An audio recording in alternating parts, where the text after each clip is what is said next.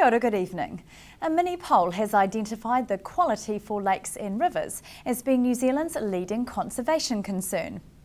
Independent conservation organisation Forest and Bird ran the poll for 4 days, closing yesterday.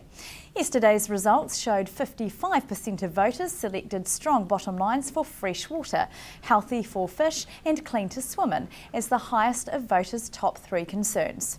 The second most popular option selected in the poll was stop risky deep sea drilling, which 49% of voters included amongst preferences.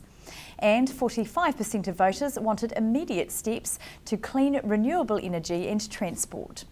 Forest and Bird's Kevin Hackwell says this appears to reflect a growing frustration in the weak response by consecutive governments to deal with climate change issues.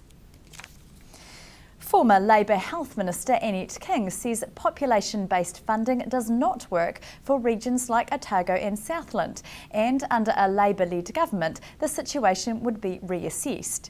When in the city late last week, the former minister and now Labour Health spokesperson took time out to visit Southland Hospital, a hospital she opened in 2004. But I called in to Southland Hospital on the way here, had my photograph taken. You might wonder why, but I jointly opened it with Helen Clark in September 2004. And it was one of many hospitals we opened when we were in government. And I'm particularly proud of Southland Hospital and the people of Southland who actually put together funding to make it probably one of the best hospitals in New Zealand. I am worried though that Southland and the Otago region are really suffering from the population-based funding formula. You see, it doesn't really suit a big geographic area like Southland and Otago, now one board. And when you look at the funding, you can see some real holes for this area. And out of those holes, all sorts of things that can't be done. I'm worried about the length of time of colonoscopies, the length of time people are waiting for operations. I think there is some real issues that need to be addressed in the Southern District Health Board. What would be different for the Southern District Health Board with a Labour government, Labour-led government? Yeah, I've already announced that we are going to review and change the population-based funding formula. We need to take greater account of things like rurality. I mean, this is the biggest rural area around a district health board of any in New Zealand. We also need to look at the weightings that are in that. We've said that this is an area, you have the highest incident and death rate of bowel cancer in the southern area of New Zealand. I do not know why, but those are the facts. We are going to roll out the bowel screening program starting in the south, because of the incidence and the death rate, and also in Waikato, which also has a high death rate, and then progressively roll it out over our first term in government. So more targeting, not so no real uniformity, just targeting those trouble areas. Alongside that, we've made major announcements around affordability of primary health care and children's health. You see, when you're over 65, you're likely to have a few issues emerging, and young children. Or even under, actually. If you're chronically unwell, we've targeted 3 areas in primary health care to make it more affordable. Those who are chronically ill, and that means if you've got a chronic illness, whether it's mental health or whether it's asthma or diabetes or arthritis, a long-term chronic illness, we say that you ought to have access to primary health care for your checkups free 4 times a year. If you're under 13, for children, we say they ought to be free with annual prescriptions, and over 65s. Those are the areas of targeting in particular in our primary health care approach. I've taken a long-term approach in health policy, as we did when we were in government. We've got to turn around some of the awful statistics coming from obesity. Our diabetes rates is terrible. We've got high rates of asthma. Cancer is still the biggest killer of New Zealanders, lung cancer. So there's a lot of work to do, and big cuts have been made to public health under this government. We've got to get back on top of those issues. The chance to name a kakapo chick is creating huge interest thanks to an online auction. Kakapo Recovery is offering the highest bidder the chance to give Rakiora 3 his own name. He's one of a total population of 126 kakapo and lives in the wild on Whenuaho Codfish Island off the coast of Stewart Island. The auction went live last week and has already attracted more than 8,000 views on TradeMe. Kakapo Recovery Manager Karen Arnold says Rakiura 3 is one of just 6 chicks to hatch and survive this year in the first kakapo breeding season since 2011. She says the naming opportunity is just as rare as the critically endangered species. The auction winner will be asked to submit up to 5 names to the naming committee to choose from. The auction closes at 8:30 tomorrow night. Nationals candidate for the seat of Invercargill, Sarah Dowie, says the message she is getting from voters is the importance of a growing economy and secure jobs. Ms Dowie is hoping to replace retiring National MP Eric Roy following the September 20 vote. Yeah, look, the campaign is going very well. I'm continuing to get out and meet people and obviously do a lot of listening and just really talk about what National wants to do for the country come 20 September. Have any issues surprised you down here? Is there anything you hadn't thought of that perhaps people are raising with you? No, not. I've heard a lot of different issues, but mainly they are economy driven, and that we need to diversify, obviously, our economy to create more jobs so that we can support our families and the vulnerable. The opposition's always trying to hit out whether it's promoting their capital gains tax, of course, but also child poverty and things like that. Are you hearing that at all? Are people interested in that here? Yes, but I mean, this has been a very pragmatic national government, centre to centre right, so our policies reflect that. Not only are we trying to strengthen the economy, but we are supporting our families through the likes of policies such as free medical visits for children under 13. So that's a real help to families. Leslie Soper, of course, the Labour candidate, as you're well aware down here, says that $2 million by the Prime Minister is not enough for the stadium. Oh look, I just think that shows that she really doesn't have a good understanding of the meaning of a dollar coming out of the global financial crisis. And I mean, her party wants to shake up with the Greens and they're promising over $28 billion worth of spending, yet they couldn't steer themselves clear to help our Kamalco industry and support 1,000 jobs and 3,000 indirect jobs and our livelihoods down here. So their claim that they support the regions, I just don't buy it.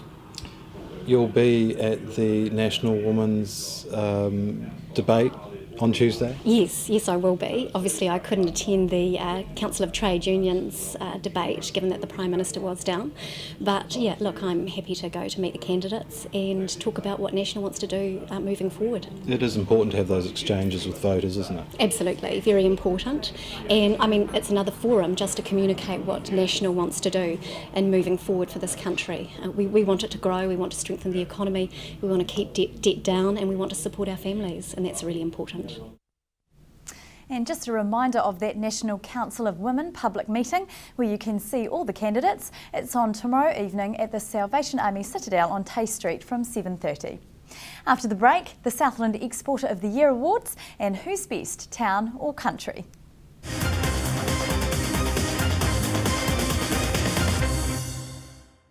Welcome back. The Export Southland Recognition Dinner was held on Friday night to acknowledge the value of export activity to the Southland economy. The theme for the event was Made in Southland. The dinner featured a menu of export quality Southland produce. The Southern Institute of Technology won the Corporate Recognition Award for their contribution to the Southern economy with international students.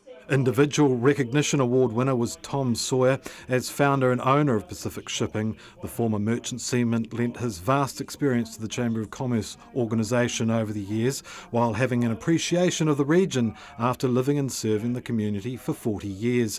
Vessels under the agency were carrying more than 1 million tonnes of Port of Bluffs cargo annually until Mr Sawyer's recent retirement.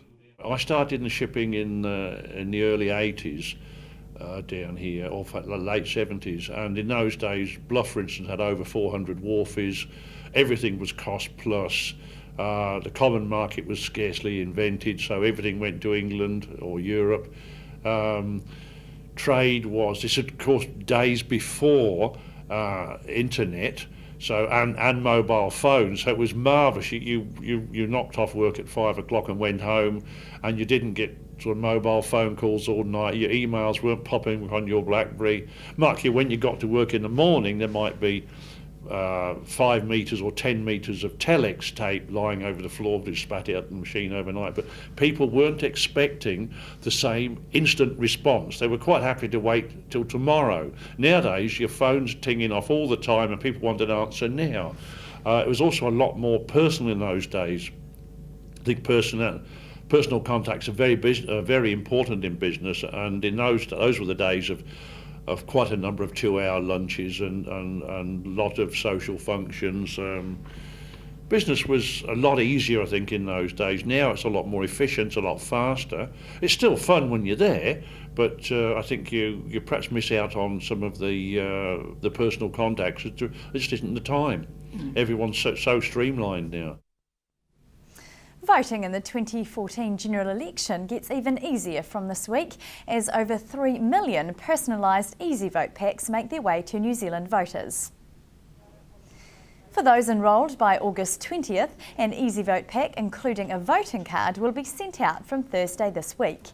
The card has name, address, electorate and number used by voting place workers to quickly identify voters on electoral rolls.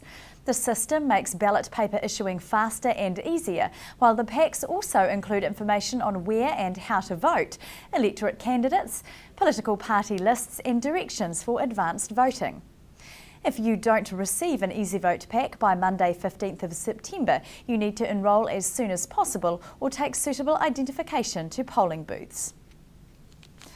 Town versus country, which is best? That's a question Southland Spirit of a Nation brand manager Jerry Ford wants answered at a special fundraiser in November at Stadium Southland.